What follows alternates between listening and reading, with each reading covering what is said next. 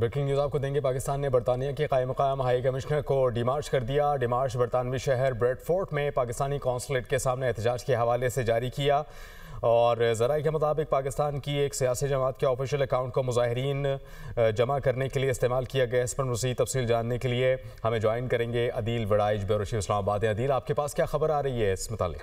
वज़ारत खारजा ने बरतानिया के कायम मुकाम हाई कमिश्नर को तलब किया और डिमार्च जारी किया। डिमार्च बरतानवी शहर ब्रेडफोर्ड में पाकिस्तानी कौंसलेट के सामने एहतजाज के हवाले से जारी किया है।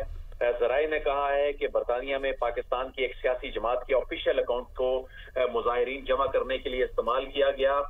एहतजाज के दौरान मुजाहिरीन ने चीफ ऑफ डिफेंस फोर्सेस के खिलाफ इंतहाई इश्तियाल अंगेज और काबिल एतराज जुबान इस्तेमाल की और एहतजाज के दौरान फील्ड मार्शल को जान से मारने की धमकियां भी दी गई और कहा गया कि इनको एक कार बम धमाके ने जो है वो कत्ल करने से मुतल्लिक धमकियां दी गई और हुकूमत पाकिस्तान ने बरतानिया की सरजमीन से दी जाने वाली धमकियों का सख्त नोटिस लिया है और बरतानवी हुकूमत पर जोर दिया गया है कि वो अपनी सरजमीन को पाकिस्तान को गैर मुस्तहकम करने के लिए इस्तेमाल ना होने दे।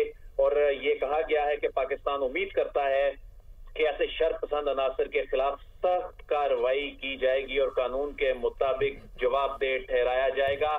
और जो खातून ने इश्तियाल अंगेज गुफ्तगू जो की और उसमें फील्ड मार्शल को इसमें धमकियां दी गई, तो ये ना सिर्फ जो अक़वाम मुत्तहिदा की सलामती यानी पाकिस्तान ने बरतानिया के कायम मकाम हाई कमिश्नर को डिमार्च जारी किया है हालिया वाक़यात पर जो कि बरतानिया में पेश आए थे। आप हमें अपडेट कर रहे थे अदील, बहुत शुक्रिया।